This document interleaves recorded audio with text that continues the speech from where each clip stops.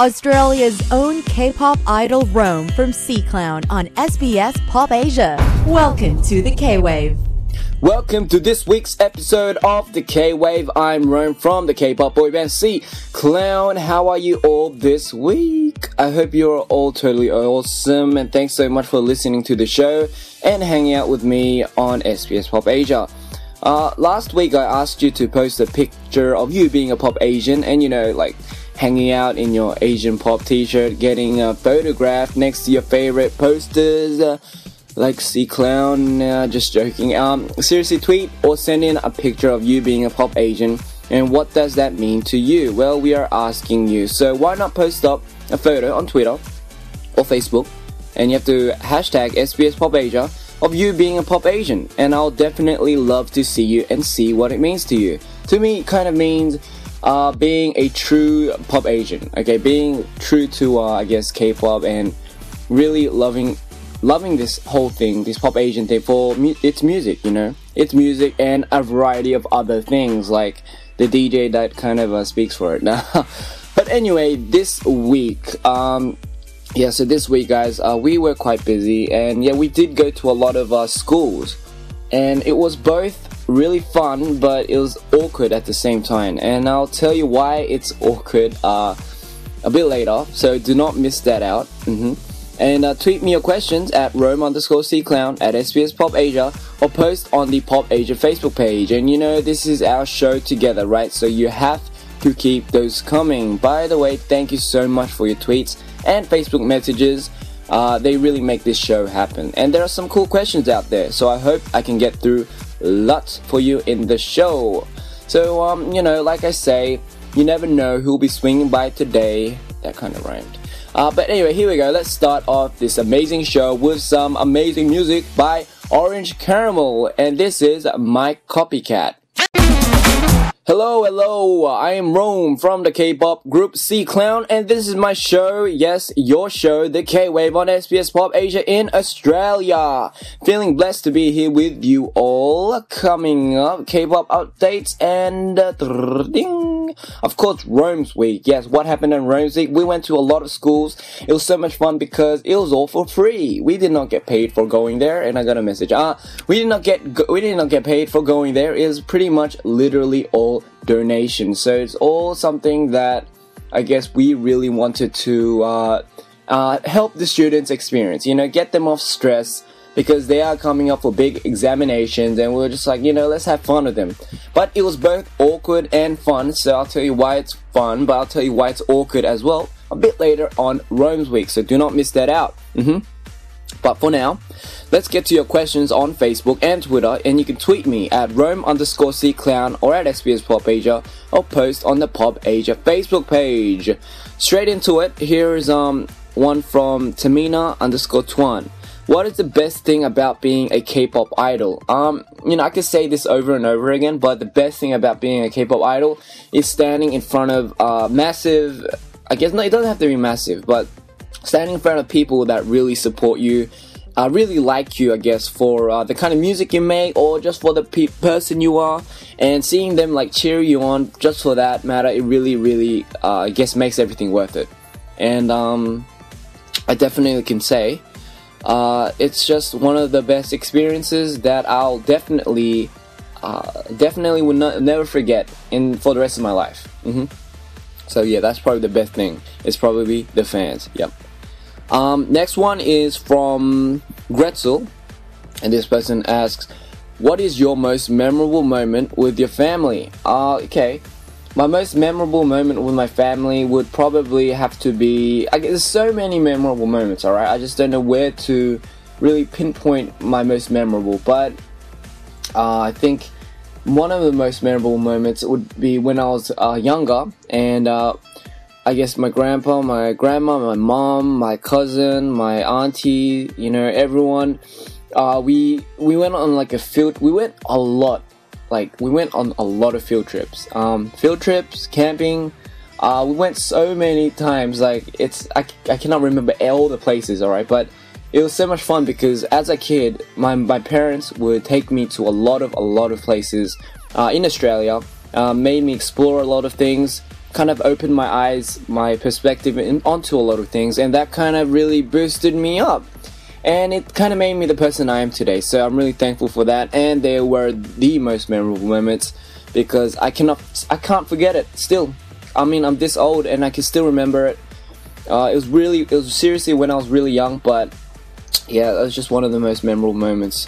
Definitely when we went to like the zoos and stuff as well, because I didn't get chased by emus and ostriches like somebody. But anyway, I'll answer more of your questions in a while, so tweet me now at Rome_CClown or at SBS PopAsia, and you have to do the hashtag SBS PopAsia thing as well. By the way, don't forget that SBS PopAsia TV has changed to 9 a.m. Sunday mornings on SBS2. So you know, you guys, you can't go to the time that it was on before and be like, wait, where are they? Where are they? Because I'm telling you right now, it's 9 a.m. Sunday mornings on SBS2, starting this week, September 7th. So don't miss seeing all your hits brought to you by Jamaica De La Cruz and Andy True. Now, here's the boys that came down under in 2012 and almost caused a riot appearing for Pop Asia. Well, not quite, but a riot, but there were a lot of fans in the First Fleet Park to meet them, and you know, I understand why they would do that because I'm kind of like that too. So it's hashtag SBS Pop Asia, and if you were there, just tell me, alright? If you were there, you have to do that hashtag SBS Pop Asia thing. Anyway, here they are. It's New East and a Goodbye Bye. You're listening to the K-Wave on SBS Pop Asia with me, Rome from CClown. It's your exclusive backstage pass to the K-pop world, and it's time for some updates. New K-pop boy band Winner has recently told the media what it's like to be a trainee in entertainment company YG, who represents stars like Big Bang and Psy. Apparently, it is comparable to the training of military spies. Their principles are survival of the fittest. Members Song Min-ho said that from the outside, it looks like the company of your dreams with everything that you need, but from the inside, it's like you are living in the wild. Member Nam Taeyeon said that they don't hold back for anyone and you have to get better and advance on your own. Getting into YG doesn't mean a guaranteed debut.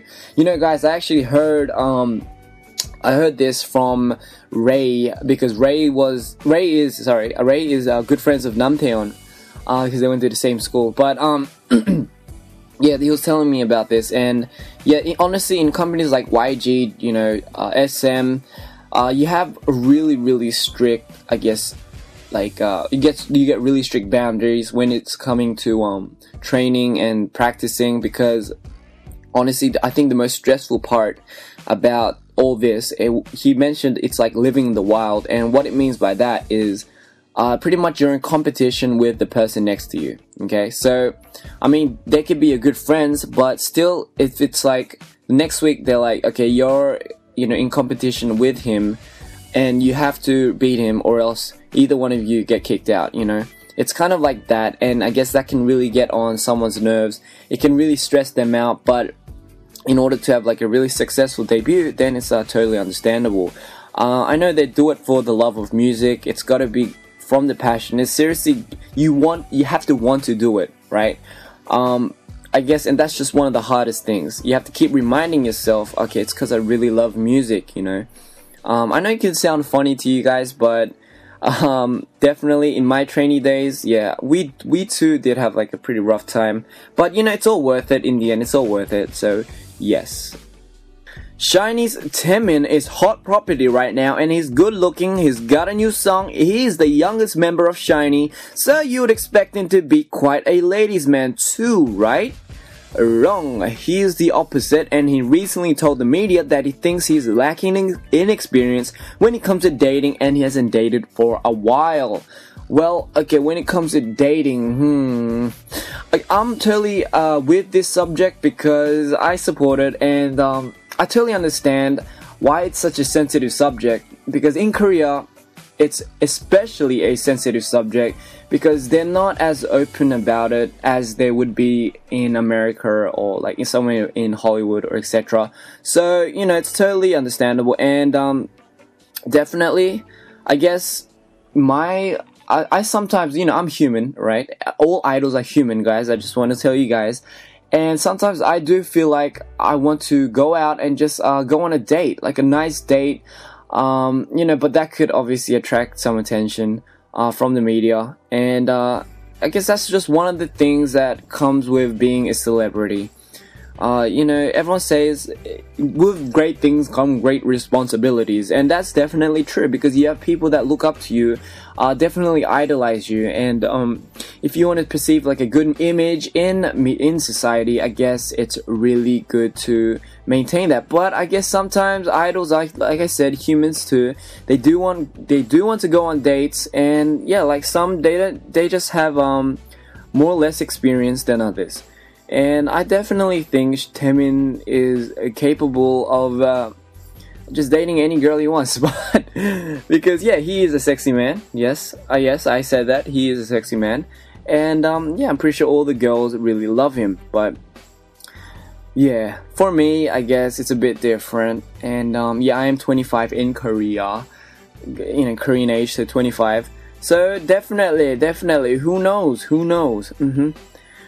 Rumors during the week of the future plans of FX, someone who sourced themselves as a SM rep wrote online about a few upcoming plans. The posts were quickly deleted, and apparently this is what it said.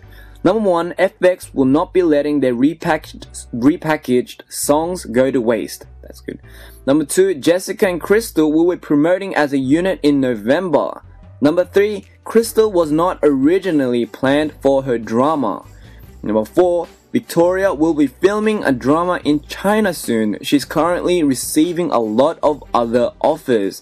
And number 5, there might be a season 2 of Jessica and Crystal. By the way, I do watch that, and it's I think it's really well made. Yep. I mean, I do love Jessica and Crystal, but I think the show in general it's really well made. So I'm really curious. I want to make something like that later. I think, okay, seeing these posts, I mean, it might be true and it might not be true. Who knows? There's a lot of rumors in K-pop. A lot of rumors in, I guess, any kind of social media. But definitely would love to see more of FX in the future. So, did you hear that, Amber? Yup, that's right. Anyway, so that's your K-pop update on the K-Wave right here on SBS PopAsia. And this is You Kiss Quit Playing.